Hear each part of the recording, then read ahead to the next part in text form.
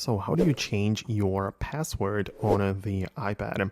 Let me talk about it and show you how you can do this. If it's your first time on Foxtecc, subscribe so you never miss anything. And there are actually two most common passwords which you might be interested in changing. The first one is the passcode you use to unlock the iPad, and the second one is the Apple ID password, which is used for signing into the device, iCloud, and App Store, and all of that.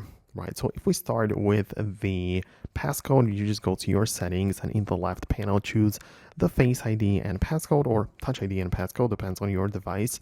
And in there, once you get inside, you have the ability to change the passcode. So you have the option to switch from the current one to a new one. So you set up perhaps a longer code or you change to a different one, but that's only for unlocking the device.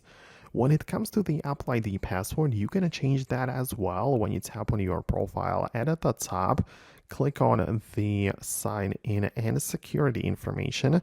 And in there, you should see the change password menu. So this might take a while to load up, but you can see the change password. And this just means that you will have the ability to set up a brand new Apple ID password.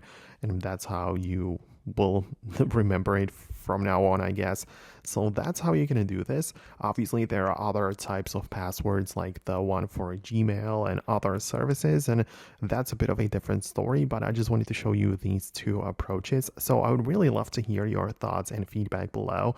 In the comments, just let me know if you found this video helpful. You can just hit the thumbs up if you don't want to be typing anything, but thanks a lot, and I'll see you in the future uploads.